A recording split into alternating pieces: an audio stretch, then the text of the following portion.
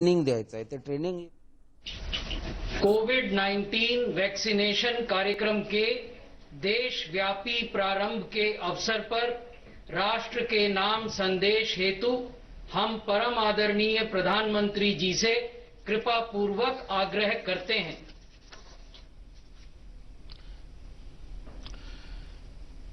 मेरे प्यारे देशवासियों, नमस्कार। आज के दिन का पूरे देश को बेसब्री से इंतजार रहा है। कितने महीनों से देश के हर घर में बच्चे, बूढ़े, जवान सभी की जुबान पर यही सवाल था कि कोरोना की वैक्सीन कब आएगी। तो अब कोरोना की वैक्सीन आ गई है, बहुत कम समय में आ गई है। अब से कुछ ही मिनट बाद भारत में दुनिया का सबसे बड़ा टीकाकरण अभियान शुरू होने जा रहा है। मैं सभी देशवासियों को इसके लिए बहुत बहुत बधाई देता हूं। आज वो वैज्ञानिक, वैक्सीन रिसर्च से जुड़े अनेकों लोग विशेष रूप से प्रशंसा के हकदार हैं, जो बीते कई महीनों से कोरोना के खिलाफ वैक्सीन बनाने में जुटे थे, दिन रात जुटे थे।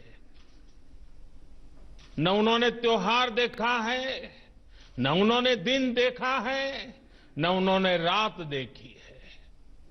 आमतौर पर एक वैक्सीन बनाने में बरसों लग जाते हैं, लेकिन इतने कम समय में एक नहीं, दो मेड इन इंडिया वैक्सीन तैयार हुई है।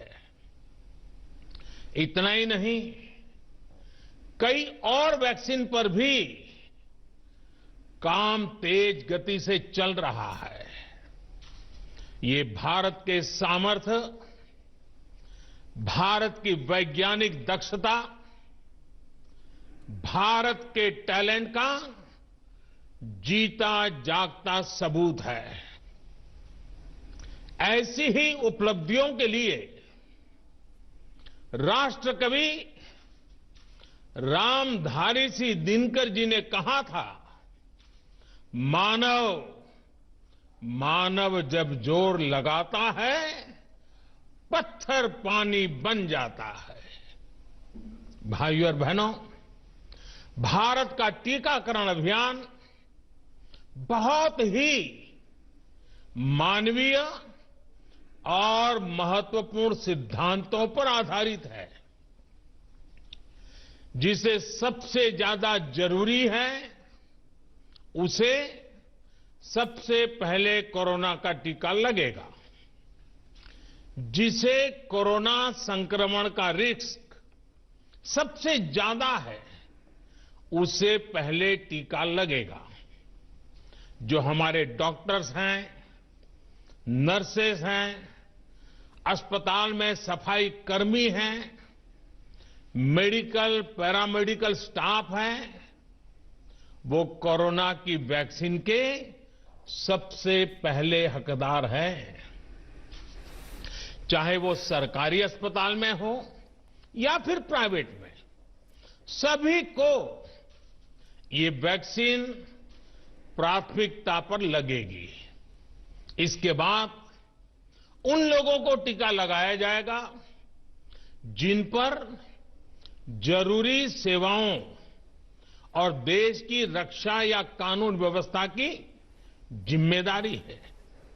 जैसे हमारे सुरक्षा बल हो गए, पुलिसकर्मी हो गए, फायर ब्रिगेड के लोग हो गए, सफाई कर्मचारी हो गए, इन सभी को ये वैक्सीन प्राथमिकता पर लगेगी। और मैंने जैसा पहले भी कहा है, इनकी संख्या करीब करीब 3 करोड़ होती है। इन सभी के वैक्सीनेशन का खर्च भारत सरकार द्वारा उठाया जाएगा। साथियों, इस टीकाकरण अभियान की पुख्ता तैयारियों के लिए राज्य सरकारों के सहयोग से देश के कोने कोने में ट्रायल्स किए गए हैं, ड्राई रन्स हुए हैं। विशेष तौर पर बनाए गए कोविन डिजिटल प्लेटफॉर्म में टीकाकरण के लिए रजिस्ट्रेशन से लेकर ट्रैकिंग तक की व्यवस्था है। आपको पहला टीका लगने के बाद दूसरी डोज कब लगेगी, इसकी जानकारी भी आपके फोन पर दी जाएगी। और मैं सभी देशवासियों को ये बात फिर याद दिलाना चाहता हूं कि कोरोना वैक्सीन की 2 डोज लगनी बहुत जरूरी है। एक डोज ले लिया और फिर भूल गए, ऐसा गलती मत करना। और जैसा एक्सपर्ट्स कह रहे हैं, पहली और दूसरी डोज के बीच लगभग 1 महीने का अंतराल भी रखा जाएगा। आपको ये भी याद रखना है कि दूसरी डोज लगाने के 2 हफ्ते बाद ही आपके शरीर में कोरोना के विरुद्ध जरूरी शक्ति विकसित हो पाएगी। इसलिए टीका लगते ही आप असावधानी बरतने लगें, मास्क निकालकर रख दें, 2 गज की दूरी भूल जाएं, ये सब मत करिएगा। मैं प्रार्थना करता हूं, मत करिएगा। और मैं आपको एक और चीज बहुत आग्रह से कहना चाहता हूं। जिस तरह धैर्य के साथ आपने कोरोना का मुकाबला किया, वैसे ही धैर्य अब वैक्सीनेशन के समय भी दिखाना है। साथियों, इतिहास में इस प्रकार का और इतने बड़े स्तर का टीकाकरण अभियान पहले कभी नहीं चलाया गया है। ये अभियान कितना बड़ा है, इसका अंदाज आप सिर्फ पहले चरण से ही लगा सकते हैं। दुनिया के 100 से भी ज्यादा ऐसे देश हैं जिनकी संख्या 3 करोड़ से कम है, और भारत वैक्सीनेशन के अपने पहले चरण में ही 3 करोड़ लोगों का टीकाकरण कर रहा है। दूसरे चरण में हमें इसको 30 करोड़ की संख्या तक ले जाना है। जो बुजुर्ग हैं, जो गंभीर बीमारी से ग्रस्त हैं, उन्हें वो अगले चरण वाले चरण में टीका लगेगा। आप कल्पना कर सकते हैं, 30 करोड़ की आबादी से ऊपर के दुनिया के सिर्फ 3 ही देश हैं, खुद भारत, चीन और अमेरिका। और कोई भी देश ऐसा नहीं है जिनकी आबादी इनसे ज्यादा हो। इसलिए भारत का टीकाकरण अभियान इतना बड़ा है, और इसलिए ये अभियान भारत के सामर्थ्य को दिखाता है। और मैं देशवासियों को एक और बात कहना चाहता हूं।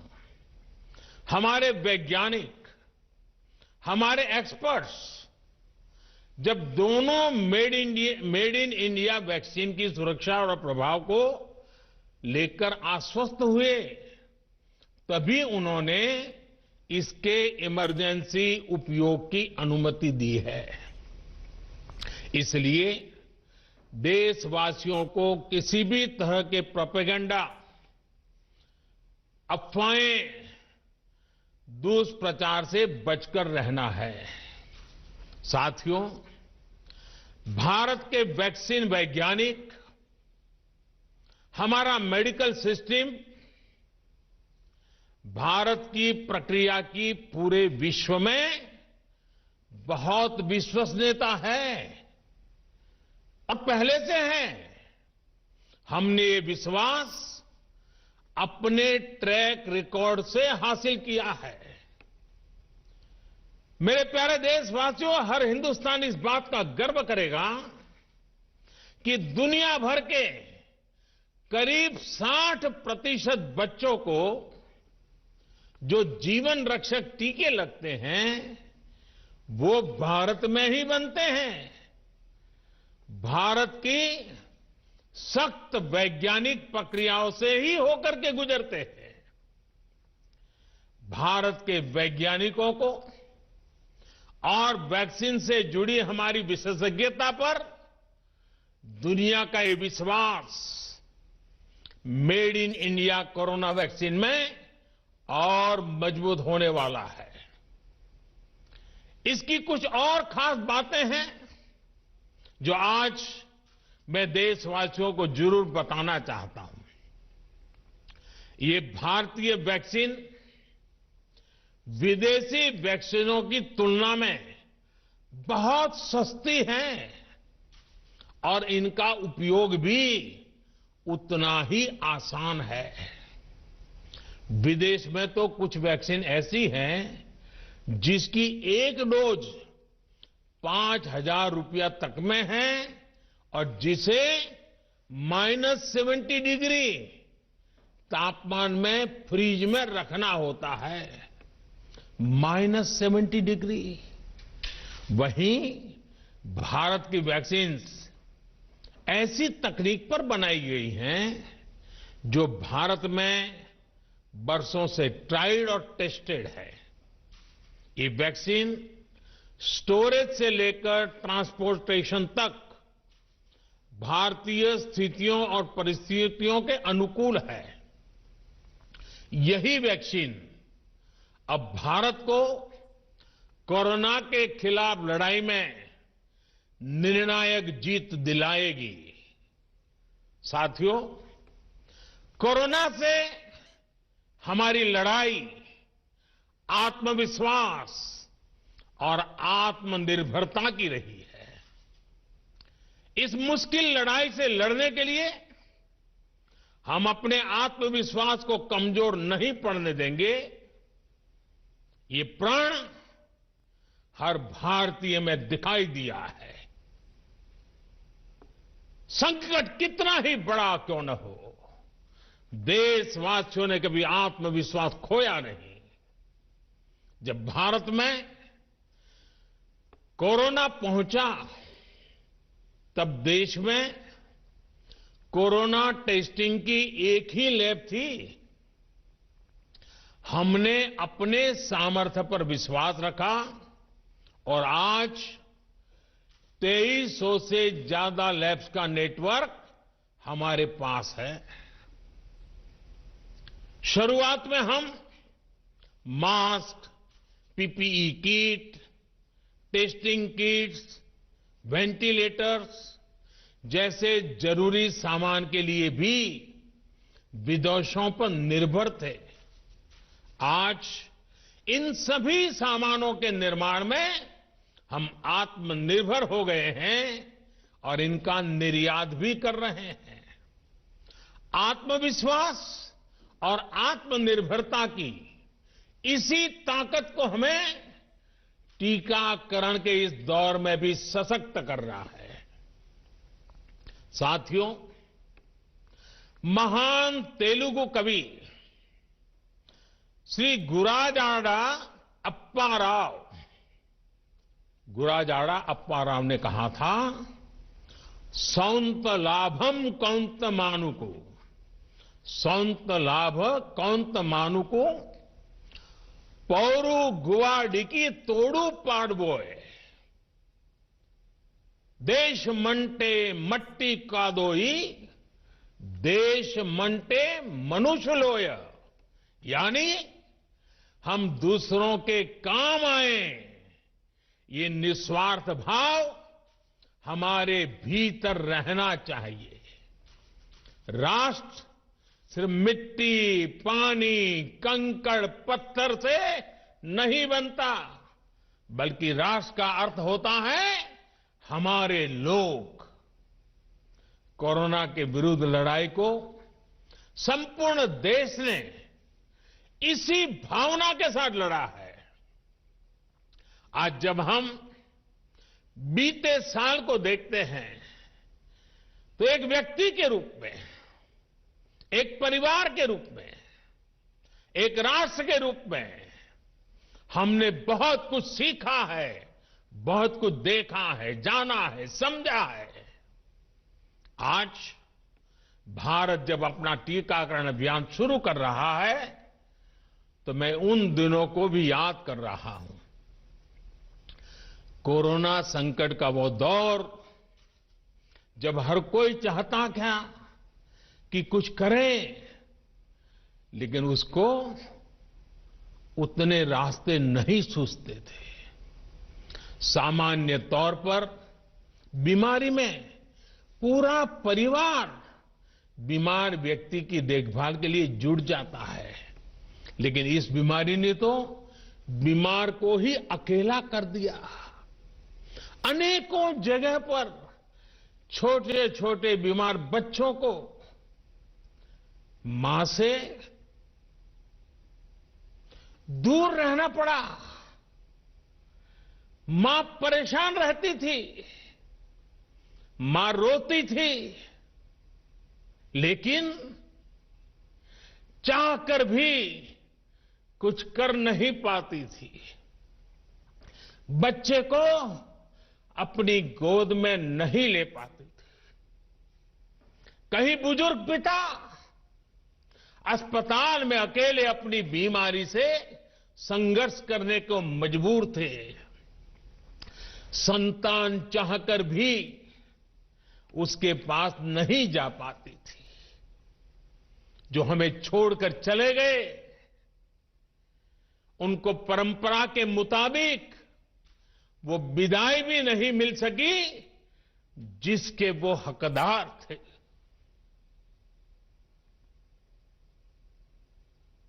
जितना हम उस समय के बारे में सोचते हैं,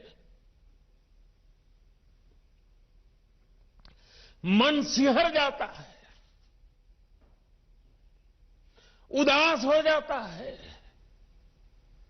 लेकिन साथियों, संकट के उसी समय में, निराशा के उसी वातावरण में कोई आशा का भी संचार कर रहा था। हमें बचाने के लिए अपने प्राणों को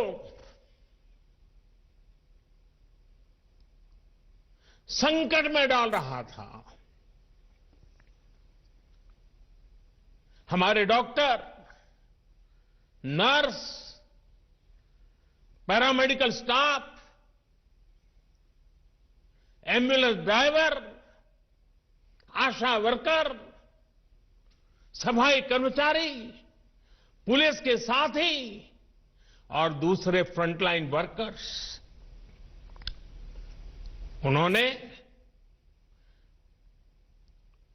मानवता के प्रति अपने दायित्व को प्राथमिकता दी। इनमें से अधिकांश तब अपने बच्चों, अपने परिवार से दूर रहे, कई कई दिन तक घर नहीं गए।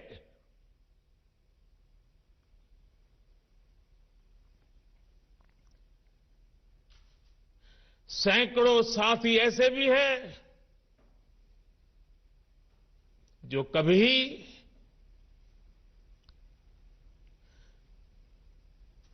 घर वापस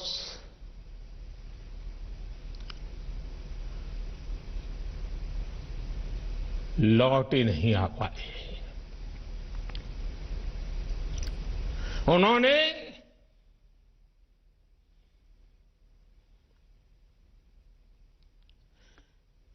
एक एक जीवन को बचाने के लिए अपना जीवन आहूत कर दिया। इसलिए आज कोरोना का पहला टीका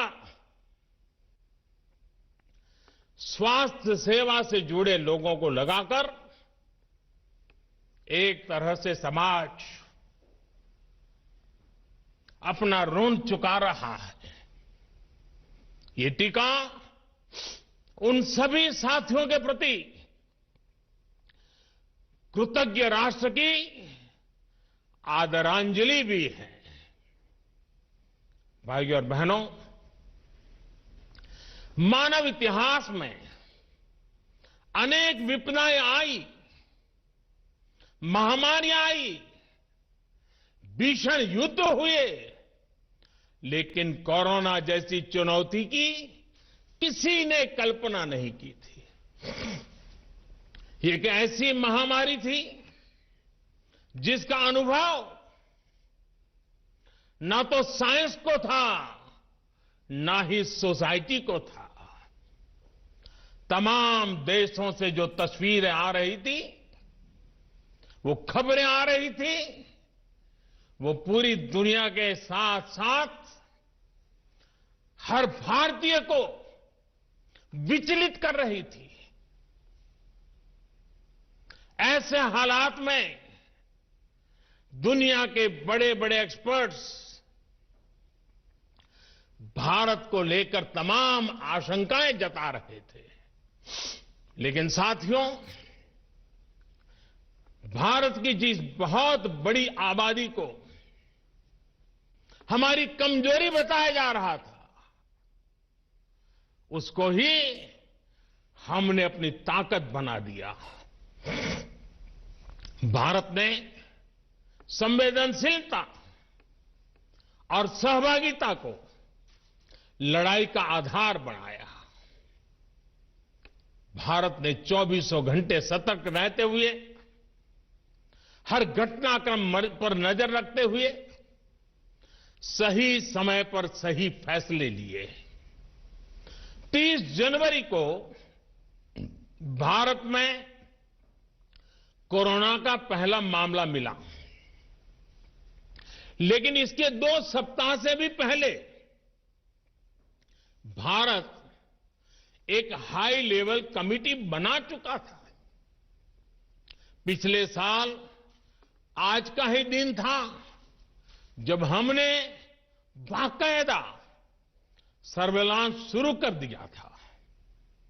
17 जनवरी 2020 वो तारीख थी जब भारत ने अपनी पहली एडवाइजरी जारी कर दी थी। भारत दुनिया के उन पहले देशों में से था जिसने अपने एयरपोर्ट्स पर यात्रियों की स्क्रीनिंग शुरू कर दी थी। साथियों, कोरोना के खिलाफ लड़ाई में भारत ने जैसी इच्छा शक्ति दिखाई है, जो साहस दिखाया है, जो सामूहिक शक्ति का परिचय करवाया है, वो आने वाली अनेक पीढ़ियों के लिए प्रेरणा का काम करेगा। याद कीजिए, जनता कर्फ्यू कोरोना के विरुद्ध हमारे समाज के संयम और अनुशासन का भी परीक्षण था, जिसमें हर देशवासी सफल हुआ। जनता कर्फ्यू ने देश को मनोवैज्ञानिक रूप से लॉकडाउन के लिए तैयार किया। हमने ताली, थाली और दिया जलाकर देश के आत्मविश्वास को ऊंचा रखा। साथियों, कोरोना जैसे अनजान दुश्मन जिसके एक्शन रिएक्शन को बड़े बड़े सामर्थ्यवान देश नहीं भांप पा रहे थे, उसके उसके संक्रमण को रोकने का सबसे प्रभावी तरीका ही यही था कि जो जहां है वो वहीं रहे। इसलिए देश में लॉकडाउन का फैसला भी किया गया। यह निर्णय आसान नहीं था। इतनी बड़ी आबादी को घर के अंदर रखना असंभव है, इसका हमें एहसास था। और यहां तो देश में सब कुछ बंद होने जा रहा था, लॉकडाउन होने जा रहा था। इसका लोगों की रोजी रोटी पर क्या प्रभाव पड़ेगा, अर्थव्यवस्था पर क्या प्रभाव पड़ेगा, इसका आकलन भी हमारे सामने था। लेकिन देश ने जान है तो जहान है के मंत्र पर चलते हुए प्रत्येक भारतीय का जीवन बचाने को सर्वोच्च प्राथमिकता दी। और हम सभी ने ये देखा है कि कैसे तुरंत ही पूरा देश, पूरा समाज इस भावना के साथ खड़ा हो गया। अनेकों बार छोटी छोटी लेकिन महत्वपूर्ण चीजों की जानकारी देने के लिए मैंने भी अनेक बार देशवासियों के साथ सीधा संवाद किया। एक तरफ जहां गरीबों को मुफ्त भोजन की व्यवस्था की गई, तो वहीं दूध, सब्जी, राशन, गैस, दवा ऐसी जरूरी चीजों की सुचारू आपूर्ति सुनिश्चित की गई। देश में व्यवस्थाएं ठीक से चले, इसके लिए गृह मंत्रालय ने 24/7 कंट्रोल रूम शुरू किया, जिस पर हजारों कॉल्स का जवाब दिया गया, लोगों को समाधान दिया गया। साथियों, कोरोना के विरुद्ध इस लड़ाई में हमने कदम कदम पर दुनिया के सामने उदाहरण प्रस्तुत किया है। ऐसे समय में जब कुछ देशों ने अपने नागरिकों को चीन में बढ़ते कोरोना के बीच छोड़ दिया था, तब भारत चीन में फंसे हर भारतीय को वापस लेकर आया। और सिर्फ भारत के ही नहीं, हम कई दूसरे देशों के नागरिकों को भी वहां से वापस निकाल करके लाए। कोरोना काल में वंदे भारत मिशन के तहत 35 लाख से ज्यादा भारतीयों को विदेशों से भारत लाया गया। मुझे याद है, एक देश में जब भारतीयों को टेस्ट करने के लिए मशीनें कम पड़ रही थी, तो भारत ने पूरी टेस्टिंग लैब यहां से वहां भेज करके उसको वहां सजाया, लगाया, ताकि वहां से भारत आ रहे लोगों को टेस्टिंग की दिक्कत ना हो। साथियों, भारत ने इस महामारी से जिस प्रकार से मुकाबला किया, उसका लोहा आज पूरी दुनिया मान रही है।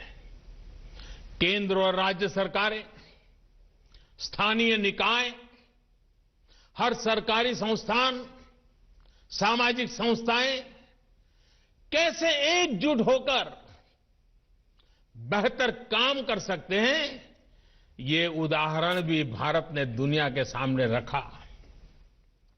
इसरो, डीआरडीओ, फौज से लेकर किसानों और श्रमिकों तक सभी एक संकल्प के साथ कैसे काम कर सकते हैं, ये भारत ने दिखाया है। 2 गज की दूरी और मास्क है जरूरी, उस पर फोकस करने वालों में भी भारत अग्रणी देशों में रहा। भाइयों और बहनों, आज इन्हीं सब प्रयासों का परिणाम है कि भारत में कोरोना से होने वाली मृत्यु की दर कम है और ठीक होने वालों की दर बहुत अधिक है। देश के कई जिले ऐसे हैं जहां एक भी व्यक्ति को हमें कोरोना की वजह से खोना नहीं पड़ा। इन जिलों में हर व्यक्ति कोरोना से ठीक होने के बाद अपने घर पहुंचा है। बहुत से जिले ऐसे भी हैं जहां बीते 2 सप्ताह से कोरोना संक्रमण का एक भी केस नहीं आया है। जहां तक कि लॉकडाउन के से प्रभावित अर्थव्यवस्था की रिकवरी में भी भारत दुनिया में आगे निकल रहा है। भारत उन गिने चुने देशों में है जिसने मुश्किल के बावजूद दुनिया के 150 से ज्यादा देशों में जरूरी दवाएं और जरूरी मेडिकल सहायता पहुंचाई। पैरासिटामोल हो, हाइड्रोक्सी क्लोरोक्वीन हो, टेस्टिंग से जुड़ा सामान हो, भारत ने दूसरे देश के लोगों को भी बचाने की हर संभव कोशिश की। आज जब हम अपनी वैक्सीन बना ली है, तब भी भारत की तरफ दुनिया आशा और उम्मीद की नजरों से देख रही है। हमारा टीकाकरण अभियान जैसे जैसे आगे बढ़ेगा, दुनिया के अनेक देशों को हमारे अनुभव का लाभ मिलेगा। भारत की वैक्सीन, हमारी उत्पादन क्षमता पूरी मानवता के हित में काम आए, ये हमारी प्रतिबद्धता है। भाइयों और बहनों, ये टीकाकरण अभियान अभी लंबा चलेगा। हमें जन जन के जीवन को बचाने में योगदान देने का मौका मिला है और इसलिए इस अभियान से जुड़ी प्रक्रिया को,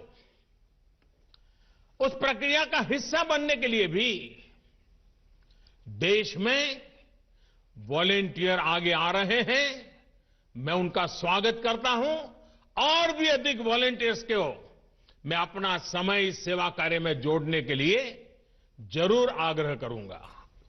हां, जैसा मैंने पहले कहा, मास्क, 2 गज की दूरी और साफ सफाई ये टीके के दौरान भी और बाद में भी जरूरी रहेंगे।